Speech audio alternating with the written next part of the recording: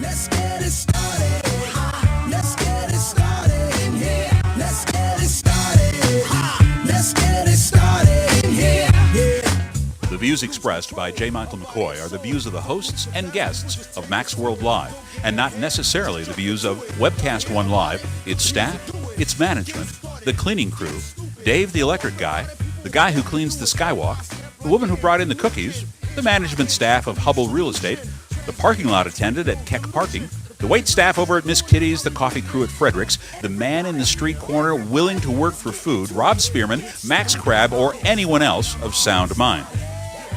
Should you be offended, provoked, intimidated, shocked, confused, or just made to think independently, log on to MaxWorldLive.com right now. It's your voice we want to hear in Max World. And now, live from the palatial studios of Webcast One Live, your host, J. Michael McCoy.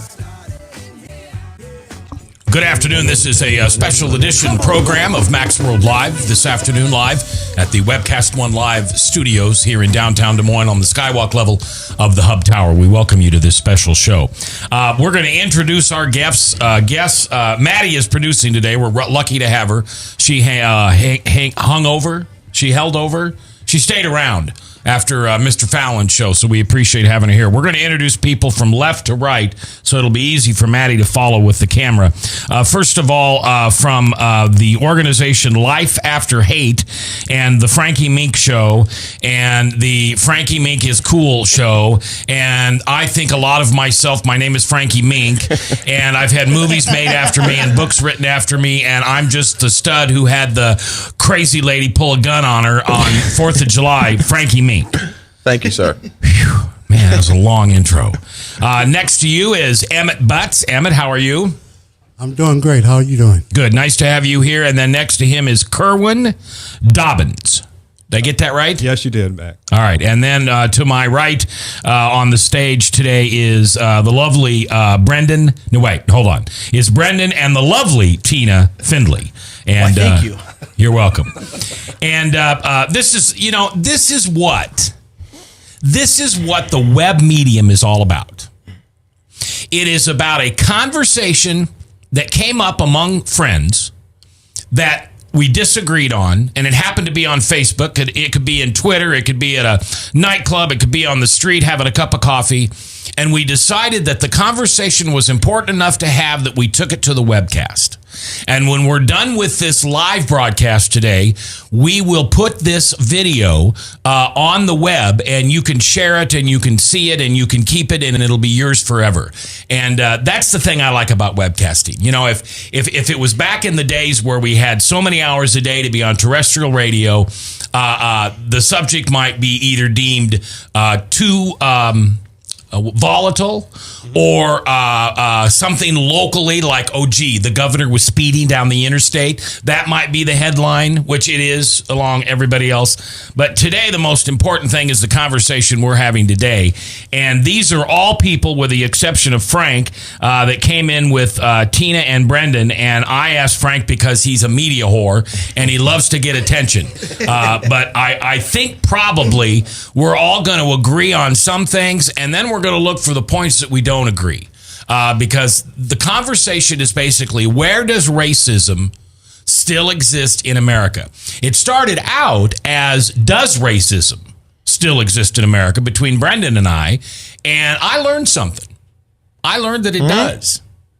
What? No, sorry. Go ahead. I learned that it does. And so that's the reason we put together this panel, so we could have this conversation. And at the end of the show, we're going to have the lovely a cappella from Tina. And you're going to sing what song? Strange Fruit by Billie Holiday. And that has something to do with this conversation, right? Just a little. Just a little, exactly. Okay, I don't know the song, so I guess it has a lot to do with it? Yes. You will know soon enough. All right. Brendan, let's start with you. Well, first of all, thank you for having us all. And I do agree with your point that social media, it's the one place in America where discourse is still alive. You know, it's very rare to go over to someone's house and sit in the living room and have an evening of discussion and conversation. It's just not our culture so much anymore. You know, attention spans have gotten shorter. Our times we can allot and allow for other people have gotten shorter.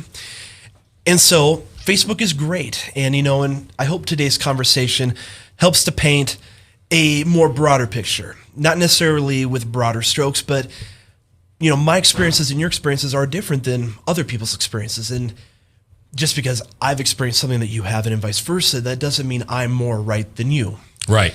And so, but it also doesn't mean that it doesn't exist because I didn't see it. And that's true. Out of sight, out of mind is ignorance. Well, yes. And, and one thing, too, that you brought up, the other side of that coin to consider is sometimes people get so close to something, maybe there's been a terrible, hurtful experience in the past, you can't look past it. Mm-hmm. And, one of the gentlemen I've brought with us today, specifically, there's a situation where I thought of immediately.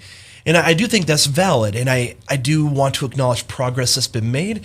But like you said, let's talk about the whole picture of what racism can represent and has been in America, not just white on black and, black on white, etc.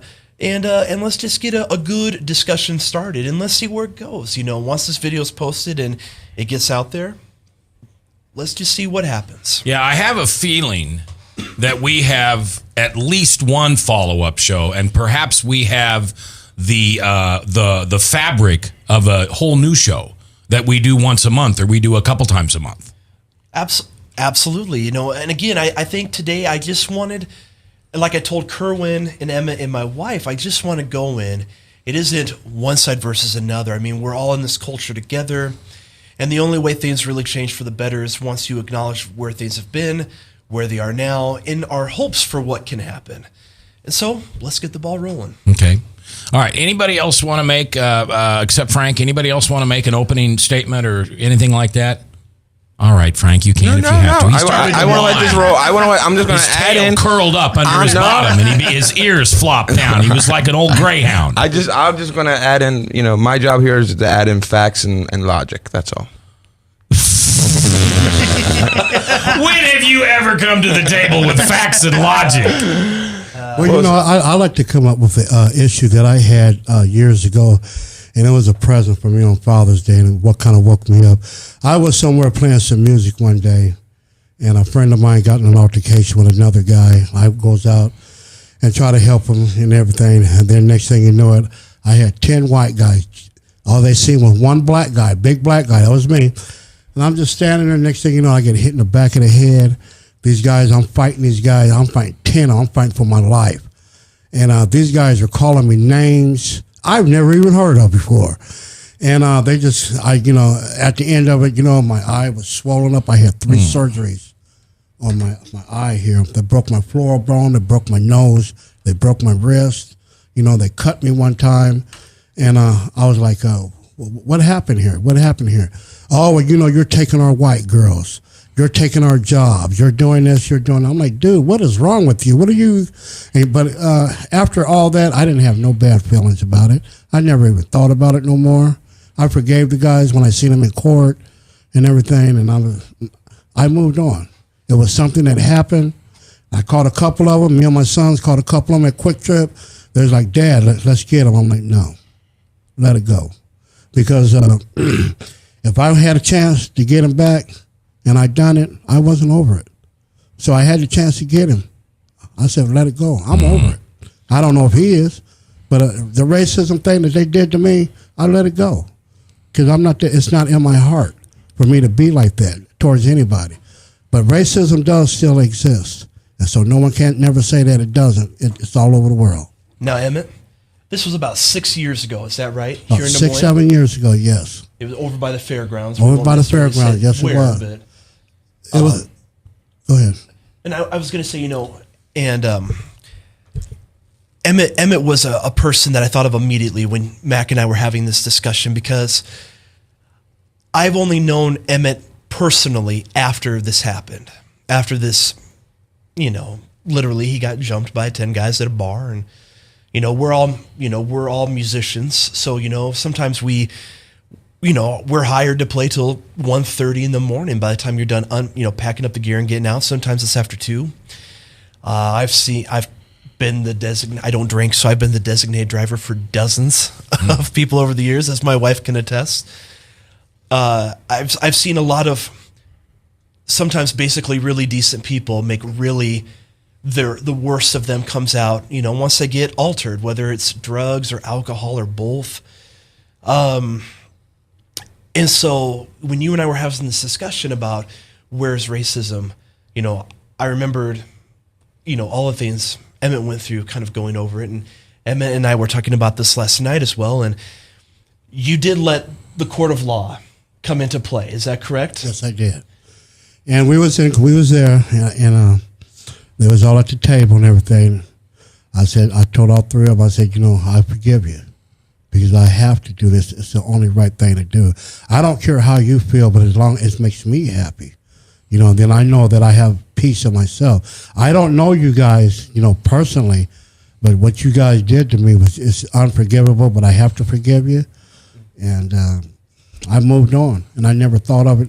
Never talked about it no more. Just let it go. Well, and it is an incredible gift that you give to yourself when you forgive someone else, whether they forgive you or not. It's the way, one of the ways the Holy Spirit rolls through us and gives us peace. It's the right thing to do. Yeah. Kerwin, tell me your story, and go ahead and move the mic so he can talk right into that. There you go, sir. Thanks. Well, I tell you, Mac, I've got probably a few dozen I could tell you. I'm kind of in the same mindset that Emmett is in. You get to a certain point and you just have to say, I'm going to let this go. There are a few people that I know that haven't been able to let things like this go. And, God bless them. And now, they're on the bad side of the law because they took the law into their own hands. There's just dozens of stories I could tell you about, friends getting pulled over by the police, myself getting pulled over by the police as a victim of racial stereotyping. But as far as an actual story, I didn't get beat up by 10 white guys. So anything I say right now is not going to be nearly as powerful or as poignant as Emmett's story. Well, but I would differ with you. I think that when you have profiling, racial profiling done by our government officials, that's really bad.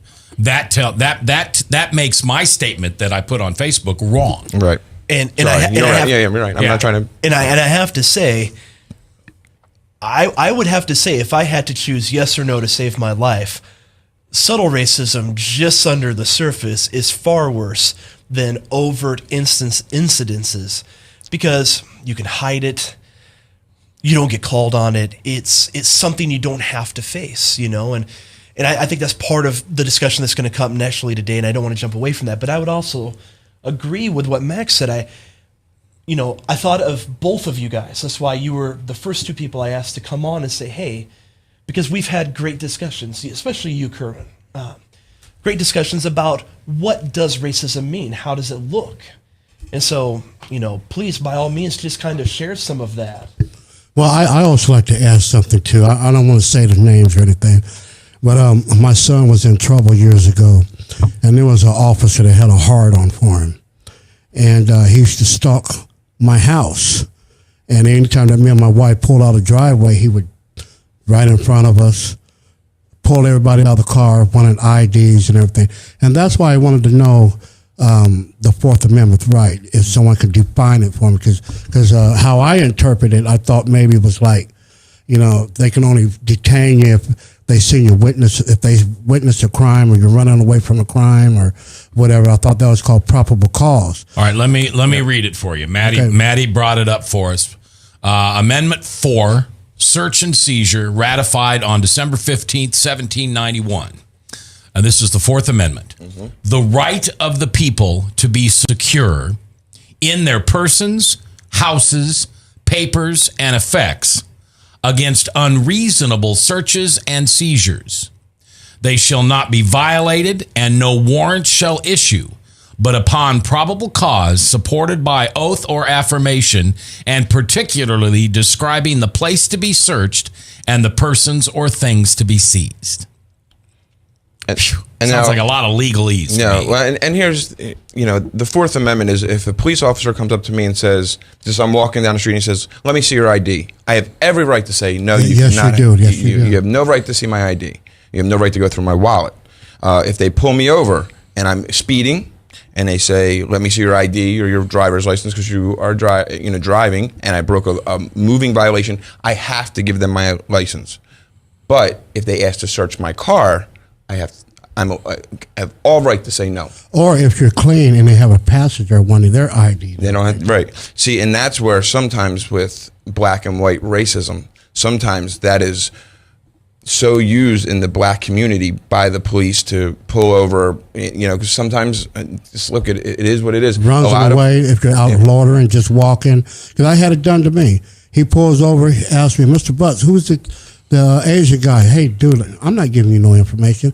You have no right pulling me over, ask me questions, wanting my ID or anything like that. Why do they have the right to do that to us? Well, sorry. Did anybody, J. Michael McCoy here, along with Emmett Butts, that's the gentleman you just heard, Frankie Mink, Kerwin Dobbins talked a little bit ago, and of course, the lovely Tina and Brendan Findley. And we're talking about where does racism exist in America. Did anybody see the video on YouTube that's been floating around since the 4th of July of the guy that goes through the OWI checkpoint Down in Murfreesboro, Tennessee. Is Yes. I don't know. Yes. that- yeah, I think That's it. I just actually saw something on Facebook today on Yeah, that. and he's either a young attorney or he's a young law student. And just as you were talking, Frank, he challenged the police officer to the driver's constitutional rights, and he had a video camera running. And you notice the whole tenor of the officer's attitude changes once When he sees that the there's video camera. Yep. recording going on. I mean, it is pretty stark. And Yeah. you have to go see it for yourself. I mean, it's one of those things where, we hear so much. There's so much information coming at us all day long. But then when you see something, and, the police department in Murfreesboro, they haven't denied it. When you see it play out in real life, like racism, it's just like, wow, this really goes on. And this isn't a case of racism. This is just a No. case of somebody not respecting the Fourth Amendment rights of the driver. Let me make a point, though. When he asked the young male if he was a law student or lawyer, if a black male would have done this, he would have said he must know the system. He must have been in trouble before. That's the difference. Yeah. That's what would have happened. He would have told the other officers, he's saying he knows this right. He must have been in the system before. That's the That's difference. profiling. Right. And that's the difference. To the white kid, he says, what are you, a law student? That's racism. That's what I'm trying to get at. Right. Is it all right? Where do we? Here's a tough question. Where do we as a society? Where's the gray area? I mean, if you're in a vehicle, gosh stars, if I just pull the whole race card thing here, just forgive me, Just okay? do it. But you got a guy in that neighborhood driving that kind of car, and it's 2:00 in the morning, and the music's thundering.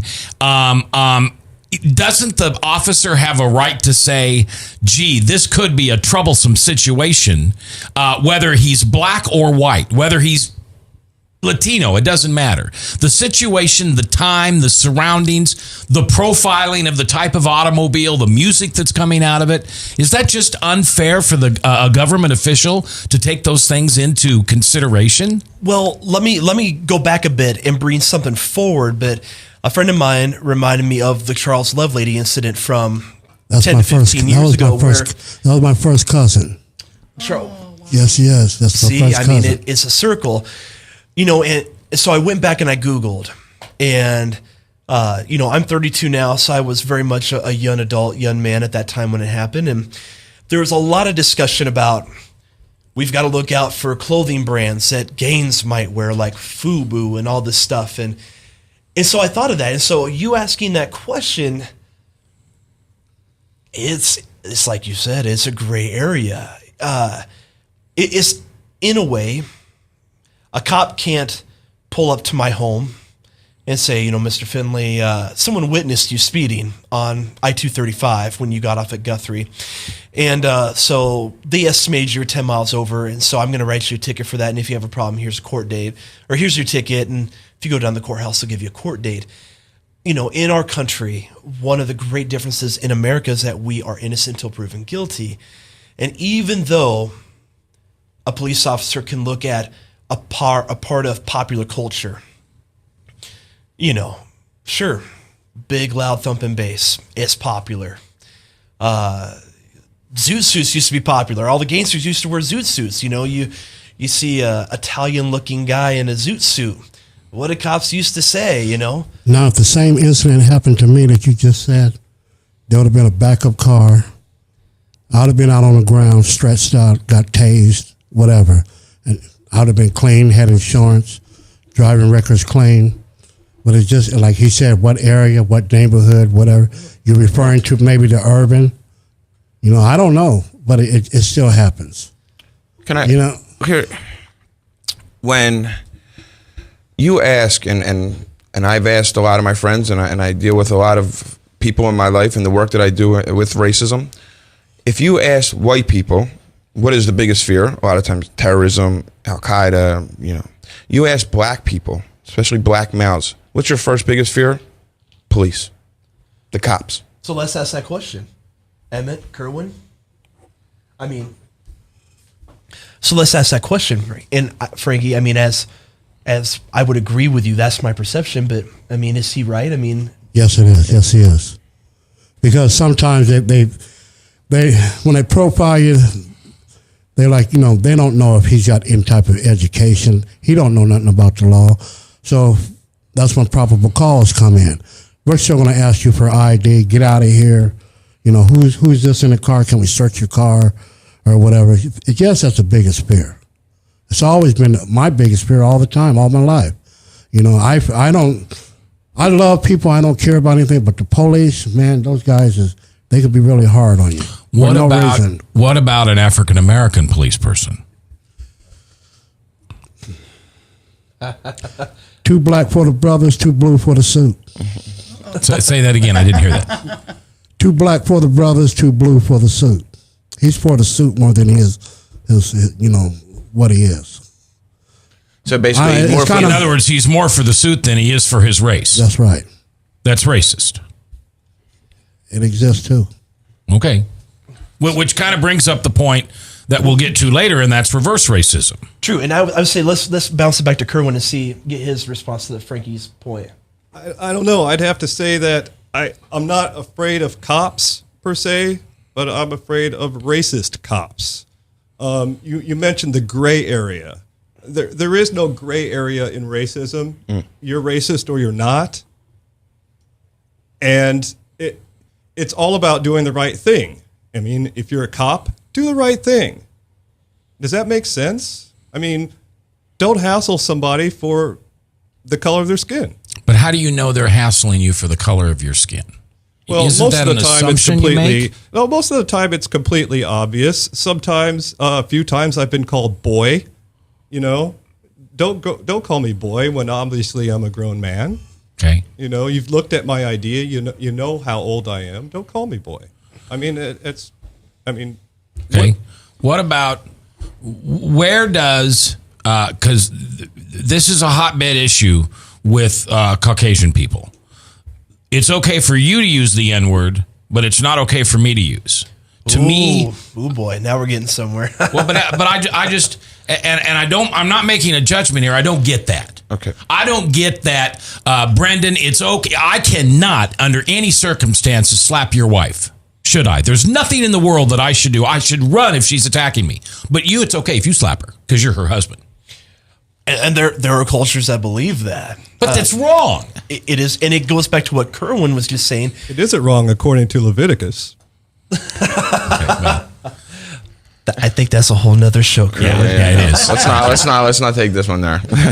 So yes, a couple months, actually, I think it was 2 Mondays ago, CNN had a great panel with African American leaders, including LeVar Burton and Wynton Marsalis.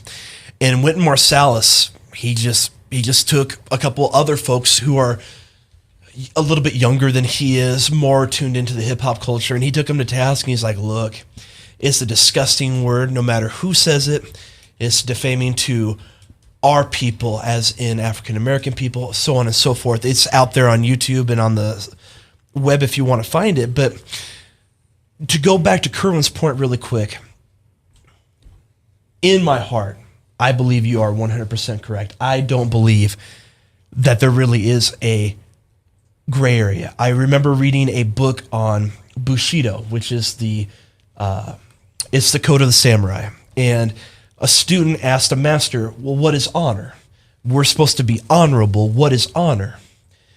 And so the master, kind of in Zen fashion, gives him an answer that's not really an answer. And so the student presses on. He goes, I want to be an honorable man. So, and so in the parable, they lay out the different ways. And it gets back to instinct. An honorable action is an action you take without thinking, and it's the right action. Do you have to think about if it's the right action? Then you start to, that's where the gray area comes in. Do I have to think about this? Is this the right thing to do? Maybe if I stop this guy, I could prevent a crime. Yeah.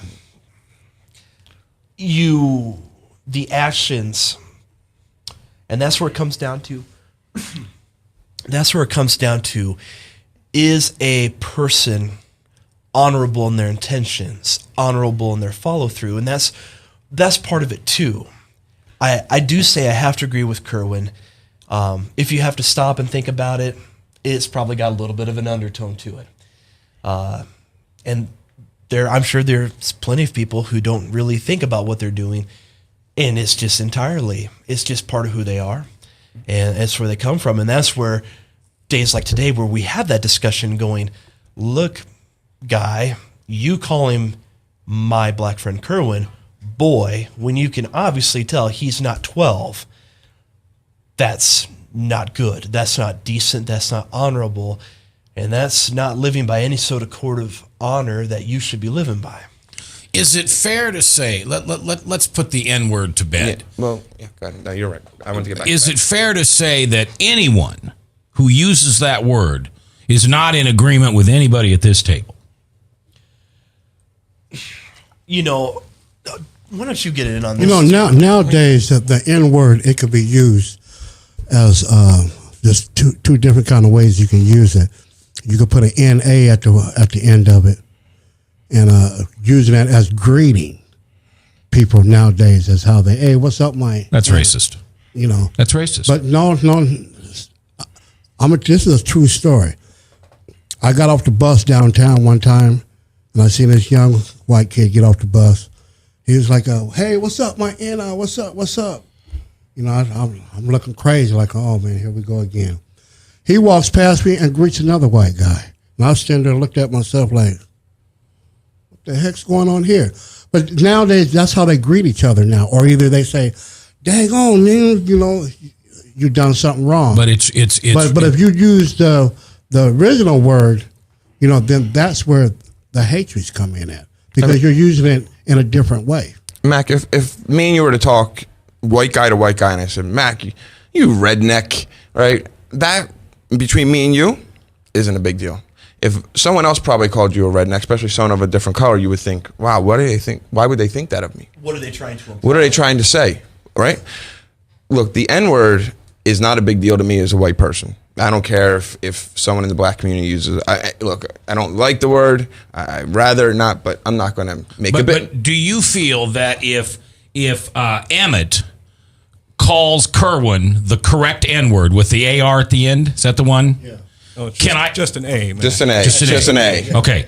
Then can I call Kerwin that too? No. No. You can't. That's racist. Mac, look, Mac. That's racist. Mac, wait. You're telling me that because of the color of my skin, I'm not able to say something. Absolutely, I am. Because you know why? That's racist. You know why? You know what's racist, Mac? People, especially, I keep hearing this from white people all the time. Slavery was 400 years ago. Slavery was only 150 years ago. 150. And look, as Louis C.K. said, after slavery, it wasn't all bed and roses for people of color in this country. What does that have to do with the use of the N-word? Because it does. Because you know what? We've lost that opportunity. We can't use it. Because for so long, up into the 60s and 70s, and segregating of schools, we still treated people of color like crap. So we're supposed to have white guilt. It's not white guilt. Just who cares? Who cares if they use the word? Who cares? Because if I use it, Then I'm don't use considered it. a racist. Right? Don't use it. That's the word. That's the key. It's not that big a deal. It You seems make it pretty too, simple to me. It Just is don't very use simple. that word. It's the white guy who says they have BET. Why can't we have white ET? It's not. You have Fox News. Get over it. They BET. Who cares? If that really sits on your brain at the end of the night, they got BET, then you have bigger issues in this world. Well, and just let me throw in real quick, and I do want to get Tina's response on this. Here's the thing, and as a white, I'm commenting as a white guy, but I think a word has a meaning, and I'm a writer, so I get the whole idea that different words have different meanings. There's socio-political, ethnocentric, all of that. I mean, I get, like, if Mac and I were to discuss the academic elements of what does nigger mean in American culture? There are times to talk about something academically.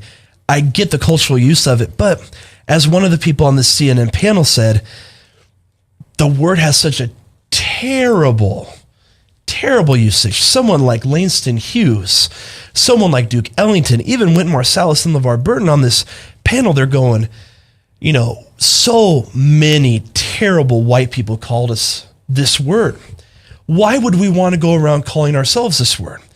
And 2 point, it's not necessarily a white fight to fight amongst white people about what the destiny of this word. But I do think there's nothing wrong with African-American leaders standing up and saying, look, let's just put this word to bed because it keeps the word around. And so, and maybe that's the point too. So, for me, I don't have any love for that word because I've always hated that word. Even in literature, Yeah. I'm taking a lit class right now, going back to get my degree. Gatsby, it's all over Great Gatsby. Not so much in Baz Luhrmann's movie. Tom Sawyer by Mark Twain. Tom Sawyer, it's all over Hemingway's writings, Absolutely. Faulkner's writings, Flannery O'Connor, who's from the Iowa City Writers Workshop. So I do think that we have to, if this word's going to stick around, we need to acknowledge all the terrible things it meant. And I get that just as in a bundle of sticks used to be called a fag, and now it means something very different. Words can change. Words have a life of their own. But I think that's a valid part of this discussion. Well, it doesn't help if you keep saying movies and hearing the word in a lot of these new songs you hear nowadays too. So Yeah, and I think that's part of what Mac is saying. Like, do we as a culture need to put this word to bed? Okay, And so- wait, let's stop. Do you think that if black people stop saying the N-word, and I'm going to start, do you think that the white guy down south flying the Confederate flag is going to stop saying it? No, but when the white guy down in the Southern flag, he is a racist when he says it. Well, I have to tell you, I don't act my life out according to what some Confederate flag waving guy thinks, Exactly. But I'm saying we can't really put the word to rest. We're never going to be able to put the word to rest. Never. Yeah, we have. Well, I actually, think you used the word fag. I think that word's been put to rest. I would hope so. Now, there are still some homophobics out there that would use that word, and the only reason they use it is they know that it starts a fire. Right. But if you're really trying to have a conversation and share this earth together, that's not a word you use. No. And so... Like you don't yell fire in a theater. Well, I can. The First Amendment right says I can, but we all know that's unacceptable. I think some part of the South has gotten over it because I've been down in Mississippi a lot, up around Hollow Springs and everything. I see interracial couples. I see a lot of people getting along. I don't never see a lot of racial fights or arguments or nothing like that. It's just what the movie portrays. Yeah. They put. Well, and it was my position with Brendan that as a society, racism is not a good thing and it's not accepted. It still lives within each other. We still have people who that lives within. But I think the Paula Deen situation is a wonderful example of that. It came up that this woman said this, whether it was yesterday or 20 years ago, it didn't matter. The reaction of the business community, the corporate community, the broadcast community, everybody was, that's bad. And they send her down the drain. What was that in particular, Mac, that you feel brought Paula Deen down? It was our distaste as a country and as a society for racism. Saying one more time, give me a steak, Give me the vampire. Let me drive the stake through the vampire. Here's another example where we're going to stand up and say, this is unacceptable. And you will pay the biggest price you can. Maybe someday we'll make that word illegal. Now, I'd like to see that go through the Supreme Court because I don't think you're ever going to be able to make a word illegal. But that's what it meant to me. Well, I think it's prudent to point out that Paula Deen and her supporters, financial supporters in the way of sponsors, I mean, they didn't pull her sponsorships because she said the word nigger once or twice. They pulled her sponsorships because of a discrimination lawsuit that one of her white employees brought upon her and her, I believe it was her son. Her brother. Her brother. Her brother. Brother. And that discrimination lawsuit, I don't know, I read the whole thing, some 14 pages long, just detailed time after time after time. She's done these racist, quote unquote, racist things and how bad she was treated her employees. It wasn't just because she said the word nigger once. But the fact of the matter is, still, as a society, we found it offensive and we detested it, and we wanted to absolutely put it down. And I think that comes in, as Emmett was saying, there has been progress. And one of the people who chimed into that Facebook thread, an old school friend of mine named Cody Darr, I think he summed up to an extent part of the way I feel is that we have to, as a culture, be able to recognize progress that has been made on any front, whether we're talking racial issues or whatever, while also still realizing where it is. And I think that's part of why these two gentlemen were, again, these three people were the first people I thought of. And I want to get Tina involved here because, my wife, I know her story very well, but she has a very interesting perspective on white and black relations in our country. If anybody needs to use the boys' room or the girls' room, go ahead and go. I'm not going to stop this. I didn't sell advertising on this, so there's no reason to stop. But if you do need to go do something, go ahead and do it. But I'd like you, Tina, to continue with your story. Well, we're just kind of all over the map. There's just so many different nuances and angles to the subject of racism, obviously. The thing, as I'm hearing it all, the thing that I keep on thinking about is just how much it's a matter of character and a matter of the heart. And I think that, for instance, just because none of us is probably going to have an experience anytime soon like having to sit at the back of a bus or use a different bathroom, like you just said, go use a bathroom. We all could use the same bathroom or whatever, unlike, the 60s. And yes, that's progress that's been made. I think that I think that there's a danger that we have been lulled into giving ourselves, I guess, a little too much credit. I mean, in my view, there's still plenty of racism out there. I know I experience it, and I experience it in very, the word was used before, subtle, diabolical ways, I guess you'd say. I made some notes. For people that don't know, my father is white and my mother is black, and I was raised by black grandparents, where we were the only black family in an all-white town. Woo, that's heavy. And so I have a history of experiencing racism in different degrees, just kind of on all sides of the coin. And I still do to this day. A couple of things that I used to experience from my childhood that, for instance, carry over still to this day, even like in the last month. Random strangers, being a person in the music scene in our community, more people kind of know me than I know. And people, whether they know me from that or just strangers, they come up to me and they just randomly ask, "What are you? Excuse me, I was just curious. What are you?" You know, and it seems kind of innocent, but you know, there's something about that is condescending and unnecessary and symptomatic of something. How do you Okay. answer You know, that? Well, different ways at different times, depending on what mood I'm in, what time of the month.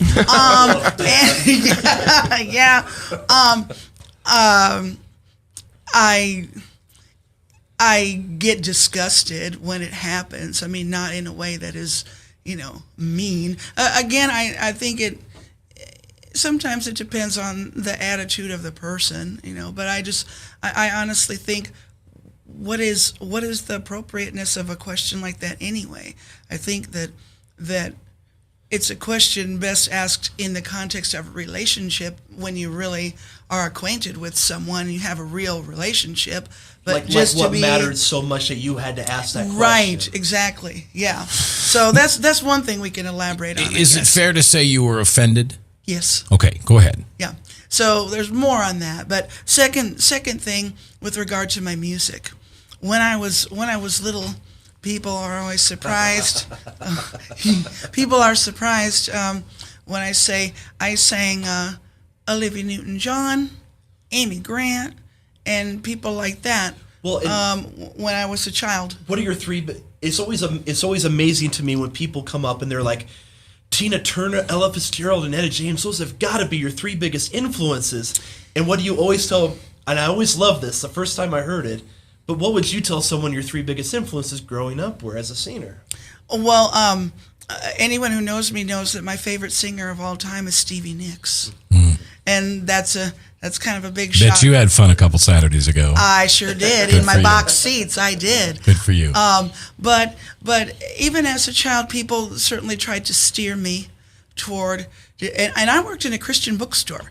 That was my first job was working in a Christian bookstore, and so these people who were well-meaning people who claimed to be of the faith people would just say to me, they would hold up albums of black artists and black lady singers and go, "I bet this is one of your favorites. You should sing this."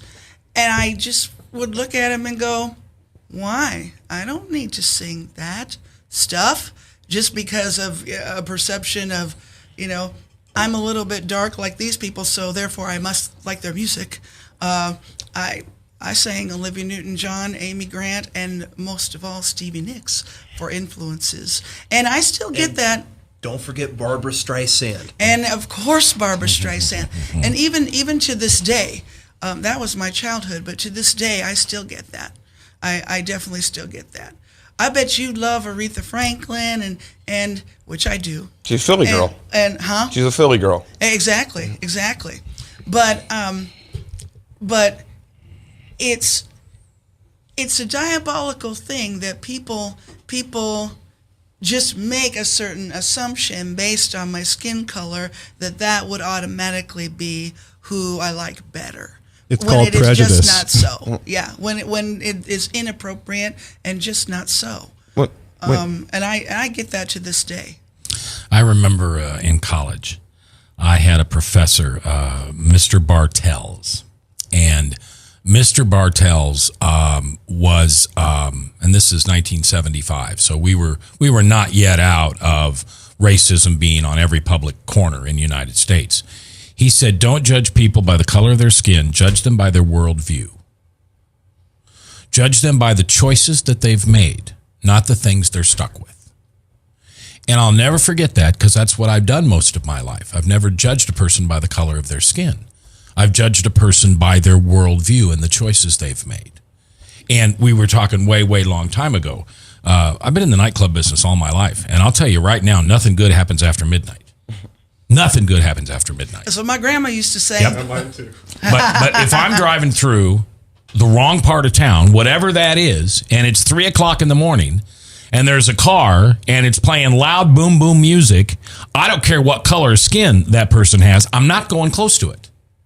I'm not going close to it. I'm going to drive around the other way because that person has a worldview that I don't know, that it's not that I don't agree with it. Yeah, I don't agree with it. Mac. I don't agree with Mac, if you were, when you were younger, didn't you hang out a little, and I'm talking, what, in the 40s when you were a teenager? I like this Frankie guy. But when you were driving around with your friends back then, when you're teen years now, didn't you guys play whatever was loud at the time? Didn't you guys drive around in a 57 Chevy and blast music? Sure, but I'll tell you what, I never played an artist that took the Lord's name in vain. You don't know what, if you just hear boom, boom, boom, you don't know if he's taking the Lord's name in vain. You have no idea. You just. That might be true. Let me go beyond then boom, boom, boom, Dude, and I you hear listen the to words. Gangstar, And I hear the people words. like that. They're amazing, amazing hip hop artists who were inspirational. I mean, listen to Gangstar and the Guru and Premier, and these were guys that came up in the 90s in the big gangster rap era. Were amazing hip hop artists, and if you listen, you'll be like, oh my god! But you listen to the words he's talking about: putting down the gun, picking up a pen. I mean, these are amazing things. So. And part of that discussion, because, again, going back to that panel on CNN from a couple Mondays ago, that was something that Wynton Marsalis brought up, in terms of the usage of the N-word or as I like to say, the N-bomb. You brought up Alec Baldwin, the F-bomb versus the N-bomb. Yeah. And that's a different Why discussion. wasn't Alec Baldwin's reputation and career flushed like Paula Dean's was? I'm as offended by the F-bomb being called to someone or about someone, but as a society, we don't care. Well, he's still going to host Saturday Night Live again. One has in public usage, F-bomb is fairly terrible, but it doesn't have the racial connotations and the documented history of meaning the same thing that the N-bomb does. And it shouldn't, Brandon. It really absolutely shouldn't. Mac is comparing apples and oranges here. And I don't see how you're doing that. I don't see how you're not making the distinction between the word nigger and somebody saying an F-bomb. Because nobody can say the F-bomb and be correct. You can say the N-bomb and it's okay.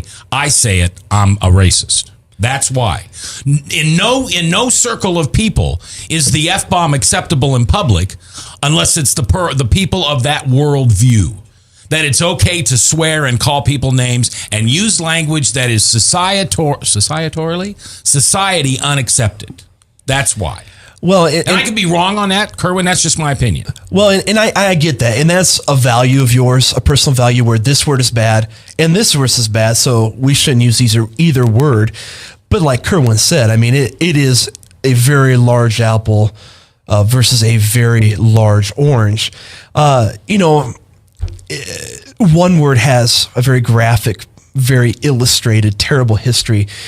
The other word, the F-bomb, it's meant different things in different cultures. It's actually a very entertaining comedy book out there about the history of the F word.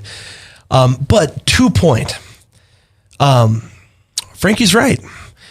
We take things, and this is part of why subtle, silent, under the surface racism to me is much more terrible, because we take things at surface value. You see that car. Maybe that guy, gal, whoever, maybe they were dropping off a friend. Maybe they were a designated driver. There's a lot of, we come upon situations, and cops do it. They have to make character judgments, whatever. There are certain situations that come up where we take things for surface value, but we impose root level values to those surface judgments. And that ends up very quickly becoming racial. It ends up becoming very quickly something maybe the person didn't intend it to become in the first place. Here, let me put it this way, because I think I'm going to say the same thing you are, but I'm going to use different language. People choose to be offended over things. At times. I can tell you that one of my character defects used to be, I'd find a reason that you offended me. You do something, and I'd find a reason you defend me, and then we were in a fight. I chose 3-4 years ago to never be offended again. And I can tell you in 4 years, I don't think I've ever been offended. It's tough, but when you're offended, you take on resentments, and then it puts a wall between you and that individual and your ability to communicate. and resentment also, we know this. Resentment is, if I have a resentment at you, Mac, which I do occasionally sometimes, but when I have a resentment at you, I'm drinking poison and hoping you die because it only eats me up. You don't even care sometimes, right? Now, but let's go back to race, stereotyping. Okay, we have a big case going on right now. The Trayvon Martin case is such a huge thing. Here you have a guy, and everyone's saying, why are we making it about race? Zimmerman says on the thing, these scumbags get away with it all the time. Okay. He wasn't talking about kids. He wasn't talking about anybody else, but black. No. Where do you get that? Oh, my Mac. How do you assume scumbags when I grew up? These scumbags. Scumbags where I grew up were white kids from the wrong side of the tracks. Okay. Well, that's who a scumbag was in 1960. Mac, you can try and cover that as much as you want, Mac. The truth is, he called the police because he's seen a black male going through his neighborhood. That's why he called. Mac, this is where the dialogue stops. Let me say this because I agree with Frankie because it's the truth. He was part of a neighborhood watch. The cases that had come up in the neighborhood break-ins lately, an African-American teen or multiple African-American teens had been tied to each of those break-ins. And I stay away from it. I stay away from the coverage because it's kind of like what you said. It's just poison in the well. However, he didn't just call them scumbags. I think he also called them assholes. He called them a-holes. Did he ever call him the N-word? No, he knew he couldn't do that on the 911 but here's call. The thing, he couldn't do it on the 911 call. But that is where subtle prejudicial qualities come in. I know right now, and I don't have this quality. I'm in an interracial marriage. I believe both of my friends to my right are in interracial marriages as well. Is that correct? Yes, that's correct. Well, that's right. Yay. If I use the N-bomb, and I do use that word with my wife, it's because we're talking about something. My wife, I've never had discussions at a depth with anyone I've ever had with my wife, but those are private in my home for the development of our character. And we're not using it to glorify a word. And it's not like I say it all the time, so of course that word is in our public usage right now, but I don't use that word. It just, to me, when I was growing up, Andre Dawson, number 8 for the Chicago Cubs, was my hero. You look at someone like Curtis Flood, who brought free agency to baseball, etc. I knew very instinctually, I was raised, don't ever utter that word. Both my mom and dad, don't ever utter that word. And so, but that doesn't mean I didn't know at a young age what it meant, that it was socially unacceptable. I had friends who would imply the usage of what it meant. It's just like the whole discussion around what did John McCain when he said those people pointing at Barack Obama. And I don't want to get into that. I'm just saying, when you call someone a scumbag, when you call someone an a-hole, you're a community watch volunteer who's in a community where all the break-ins lately have been tied to African-American teens, and you're following an African-American teen in a vehicle and you have a gun strapped to you. And you're Latino. He's half Latino.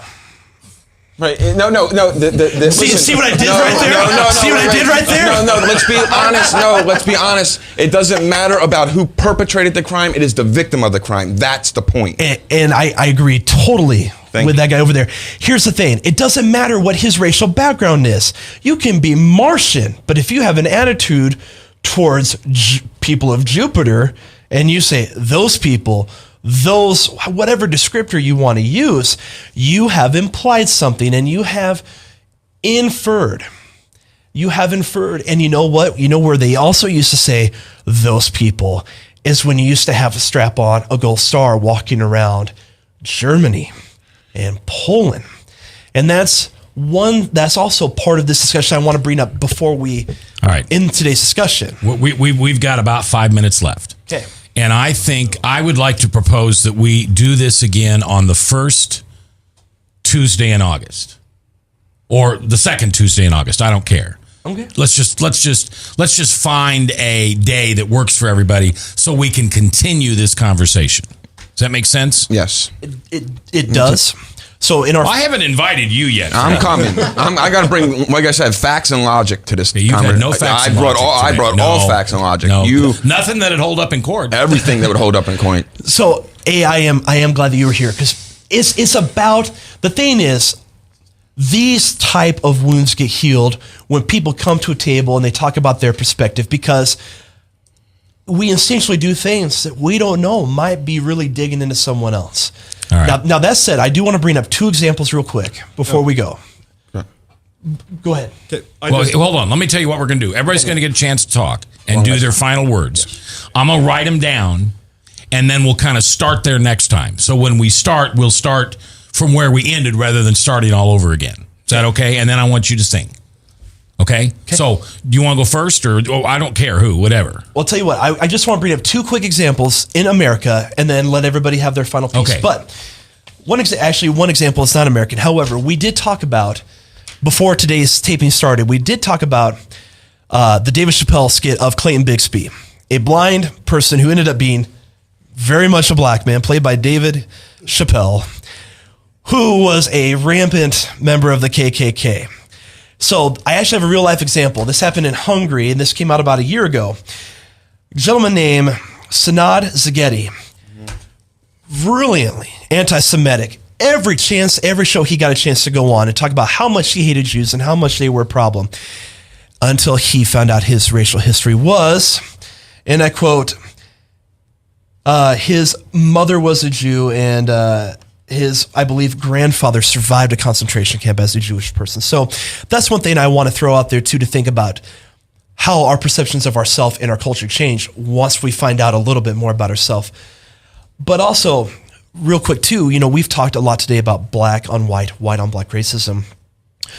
Real quick, I want to bring this up next time. A gentleman named Gordon Sato, he was in the Manzanar camp, the Japanese American internment / concentration camp, 42 to 46, where American government rounded up Japanese Americans, Japanese immigrants, and held them. They literally detained them for years.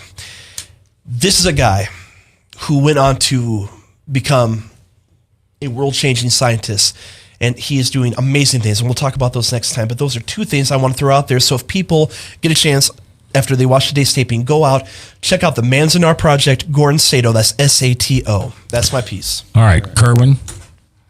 Well, we were just talking about the Trayvon Martin, and I just wanted to kind of throw this out there. This is an application. I don't know if 100% if you can still get this application, but I'm encouraging everybody to go out and look. It's called Angry Trayvon, and I'll pass that around.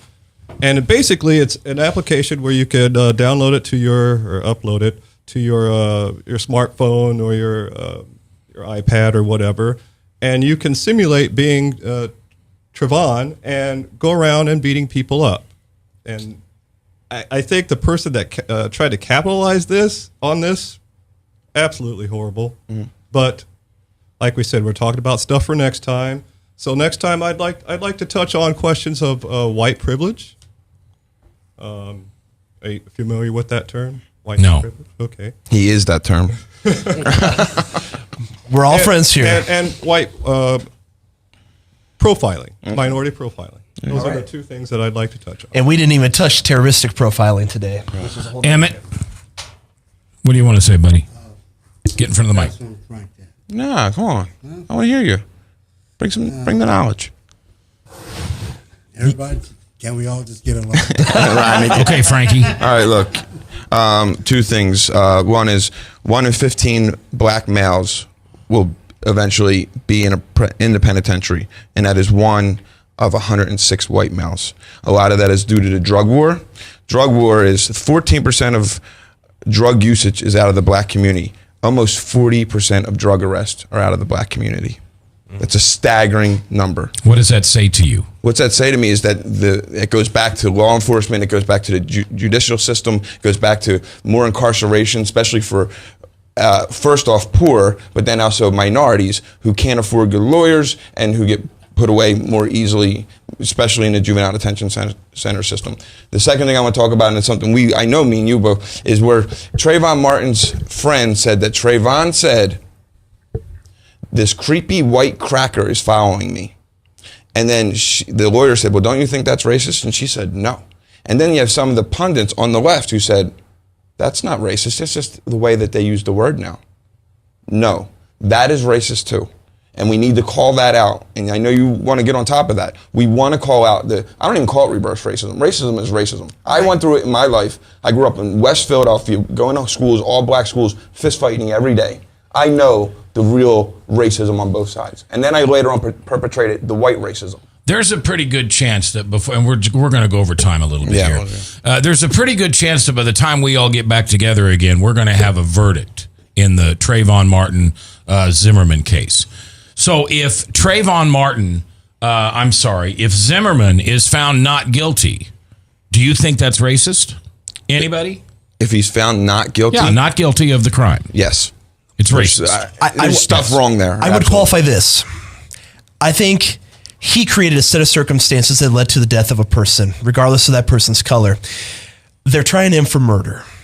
I think if they wanted to ensure more of a conviction, they should have gone after manslaughter. I think it was accidental. I think the dude was getting it handed to him on the ground, and I think the gun went off. And I think we have one less person in this world who, regardless of his life story up to now, we never know what he could have accomplished. And that is the tragedy of whenever somebody young dies. He created a set of circumstances that led to the death of someone else.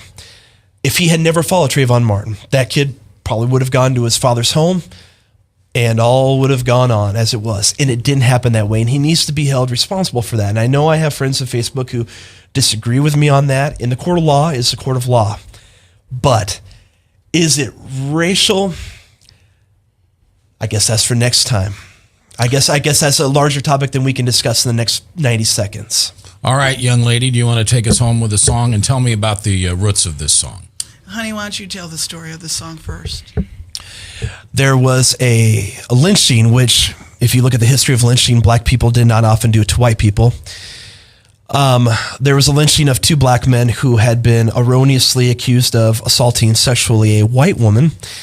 They were pulled from their jail cells. And by pull, I mean basically they opened the door, they let them take them out. And this is not truly in the Deep South. I want to say this actually happened in Cincinnati, Ohio. What year was this? 37 or 38, I believe. And so this picture of these two young men with all these hooded people and non-hooded white folk around, looking at these two swinging dead men from a tree. So white Jewish school teacher from upstate New York named Abe Mirpool, he saw this and he wrote these words, basically his prose. And they were later set to words that Billie Holiday made world famous in a song called Strange Fruit. And it was probably the second earliest after Black and Blue by Fats Waller and Andy Rozoff, most important early protest songs because it paints a violently brilliant and beautiful picture of what, artistically, it paints a picture of what lynching and racism truly feels like to the African-American community. Okay. And Billie Holiday used it at the end of her concerts frequently to really make a powerful statement. And so if you can imagine the end of a Billie Holiday performance, it is not a happy, sunny song by any means. So it goes like this. Southern trees bear a strange fruit, blood on the leaves and blood on the root, black bodies swinging in the southern breeze, strange fruit hanging from the poplar trees. Pastoral scene of the gallant South, the bulging eyes and the twisted mouth, scent of magnolias so sweet and fresh, then the sudden smell of burning flesh. Here is a fruit for the crows to pluck, for the rain to gather, for the wind to suck, for the sun to rot, for the tree to drop. Here is a strange and bitter crop. Hate always bears, hate always bears, hate always bears a strange strange, strange fruit.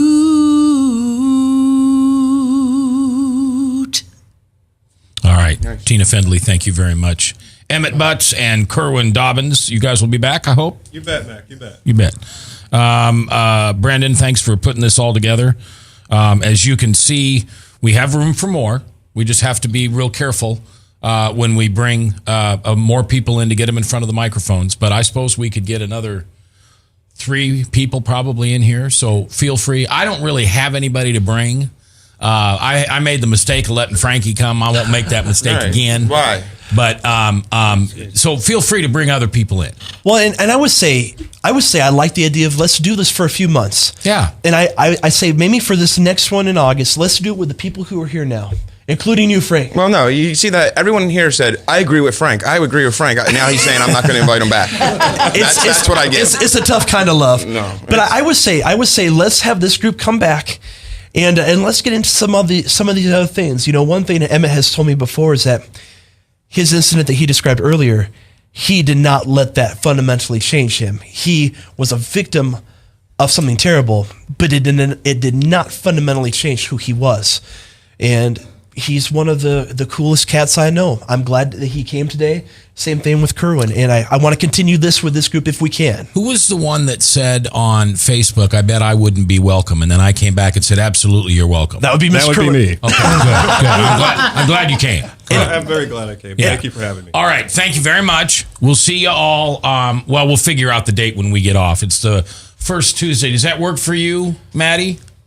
Okay. So we'll figure out what the first Tuesday in August is, and then maybe we'll do this every couple weeks or something like that. Or we'll do. Here's what we'll do. We're going to do this until we agree to agree or agree to disagree. Well, and we can use that, or let's just kind of go until we feel that we've painted a broad enough picture that we are capturing the true story of America here. And again, you know, bringing up some other sorts of racially influenced events in America's history and what has come out of that is part of that discussion too. So, Mac, I want to say thank you for stepping up and giving us a platform and having this discussion. And again, you know, that's why I always kind of chime in on Facebook. So I love you chiming in, brother. All right. I love having you being there. All right. So we will do this again. Somebody tell me what the first Tuesday or second Tuesday is. Got a calendar, anybody? I'm sorry, I didn't bring my book. To be announced. All right, we'll figure it out. You'll hear it on Facebook. Maddie, as soon as we're done here, do me a favor and put this on my Facebook, and then I can pass it on to all these guys, okay?